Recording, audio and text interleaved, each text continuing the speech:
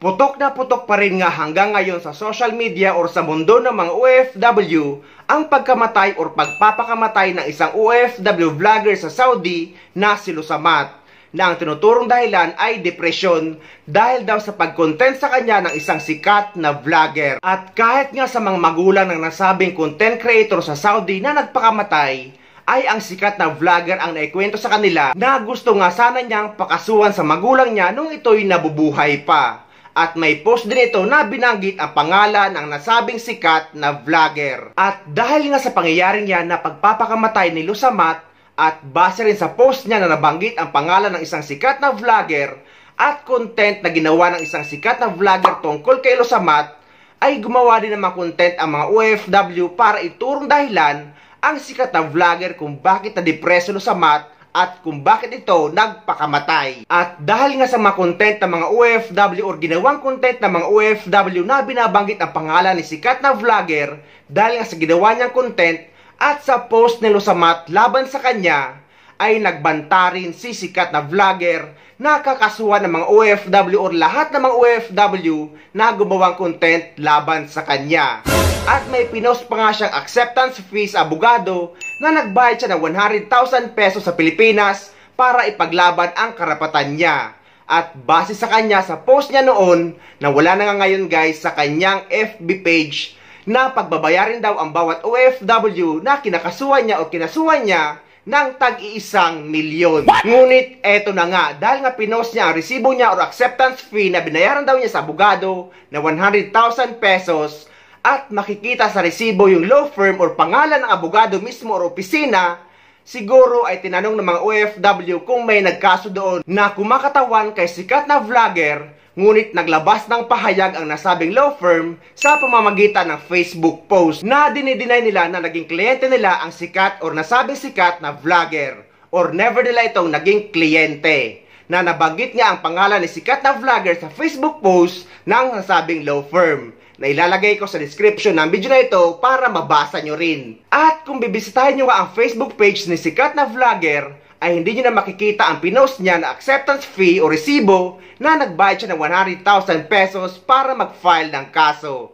Na makikita nga sa resibo ang pangalan ng law firm or pangalan ng abogado. Siguro ay dinelete na niya ito. Pero guys, ang masasabi ko sa issue na ito, ang butas lang na nakikita ko para sa akin lang, na kahit nasa source niya nang galing or sa ibang tao nang galing ang source or email tungkol sa issue ni Lusamat, ngunit sa kanya or siya ang nagpakalat nito online. At sobrang daming nakapanood at nag-viral ito. Kaya masasabi kong may kaso talaga dito. Pero guys, abogado pa rin ang makakapagsabi niyan at depende lang din sa magulang ni Lusamat kung magpa-file sila ng kaso laban sa sikat na vlogger. Dahil kahit naman isa kang dating Pilipino at naninirahan ka ng permanente sa ibang bansa, kahit sino ka pa man, or kahit sinong Pilipino guys, hindi lang sa iisang tao, ay may embassy naman sa bansa kung saan sila resident na nakabase sa Pilipinas. At dito na nga papasok ang abogado or papel ng isang abogado.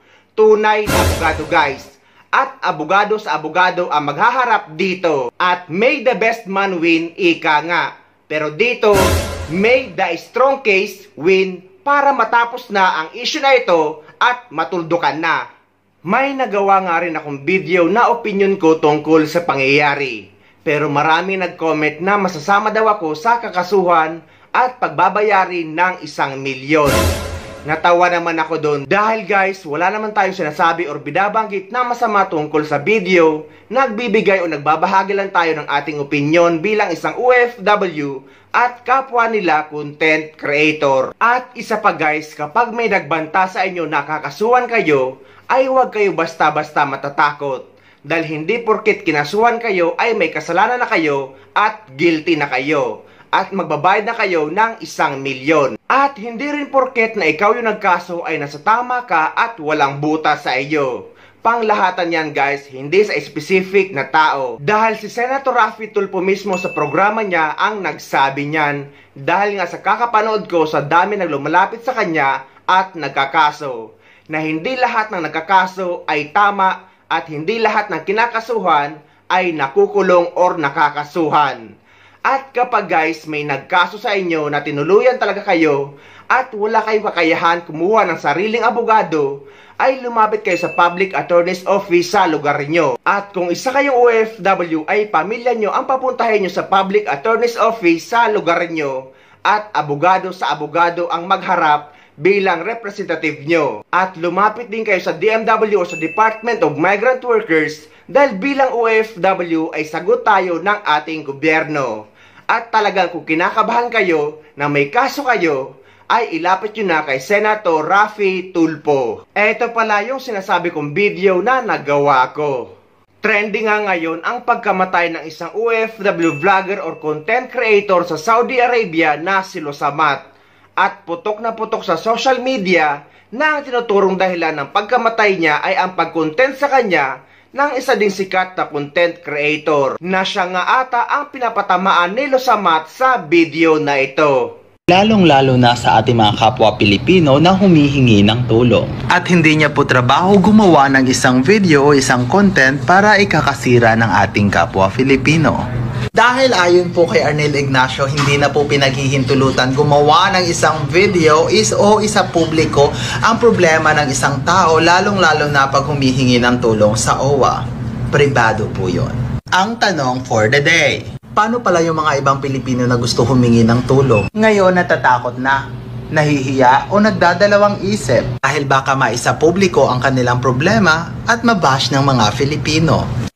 Hindi niya po trabaho gumawa ng isang video o content o isa publiko ang problema ng bawat Pilipino. Dahil maganda pa rin magtrabaho nang wala kang naapakang tao pala. Pero guys, ang masasabi ko lang sa pangyayaring ito ay hindi ka handang pasukin ang pagiging content creator or pagiging vlogger kung hindi ka handa sa posibleng pangbabash or negatibong sasabihin ng ibang mga tao. Dahil ang katotohanan niyan, kahit mali man or tama ang gagawin nyo, ay lagi may sasabihin or may masasabi at may mapupuna at kukutya sa inyo. Ang mahalaga lang naman dito ay at least kilala mo ang sarili mo at malinis ang konsensya mo. Sa talagang nakakakilala nga sa akin ay minsan na rin ako nagkaroon ng suicidal thoughts nung dumaan ako or may pinagdaanan ako mabigat na pagsubok sa aking buhay. Ngunit nang maisip ko ang pamilya ko at nagdasal ako sa Panginoon, ay nawala sa isip ko ang pagpapakamatay. Dahil hindi man pare-pareho ang kakayanan ng bawat tao sa pag-handle ng mga problema, ay wala namang problema na walang solusyon. Yan ang lagi nating tatandaan. At hindi kailanman magiging solusyon sa kahit anong problema ang pagpapakamatay. Mas masarap pa ring maabot natin ang dulo ng ating buhay ng lumalaban. Dahil lahat naman tayo ay darating dyan. Humingi lang kayo ng gabay at magdasal sa Panginoon na nasa taas.